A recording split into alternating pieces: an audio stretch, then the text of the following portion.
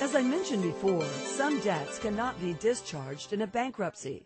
Certain types of debts, such as child support, alimony, most student loans, some federal income taxes, and all employer withholding taxes, cannot be discharged in bankruptcy. The debtor's wrongful conduct may make some debts non-dischargeable. Examples of such conduct are incurring credit card charges without the intent or ability to repay, or obtaining loans using false financial information. Bankruptcy does not wipe out most mortgages or liens. A debtor who wants to keep his or her house must continue making mortgage payments. A debtor who wants to keep a car which is being financed must likewise continue making the payments. A debtor who is behind on mortgage payments may use Chapter 13 to keep his or her home by catching up on past due payments over time, plus making regular mortgage payments. And in a Chapter 7 case, certain property can be redeemed from a lien, or in other words, purchased for what it is worth. For example, in a bankruptcy proceeding, the court may determine that a car on which the debtor owes $3,000 is only worth $1,500. The debtor may then keep the car by paying the lump sum of $1,500. In either chapter, some liens on exempt personal property may be avoided altogether so that the debtor keeps the property without making further payments. Under certain circumstances, a debtor may be denied a discharge altogether and continue to owe all debts as if the bankruptcy had never been filed. Some of the reasons for being denied a discharge are fraudulently transferring assets, hiding assets, making false statements, or disobeying the bankruptcy court. Such acts may also be federal crimes for which the debtor can be fined or imprisoned.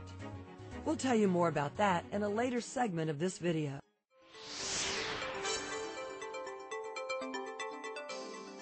The Bankruptcy Code limits the frequency with which an individual may receive a discharge.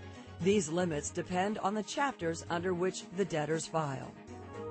As mentioned earlier, the law permits debtors in bankruptcy to keep or exempt certain property in order to make a fresh start. However, to keep liened property, such as a home or a car, the debtor must still pay the secured debt.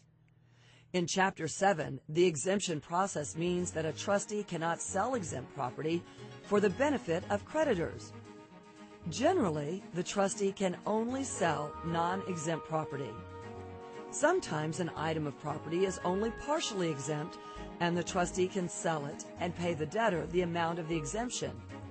For example, if the debtor owns a car worth $3,000 and lives in a state where there's a car exemption of $1,000, the trustee may sell the car, give the debtor $1,000, the exempt amount, and use the remaining $2,000 to pay creditors.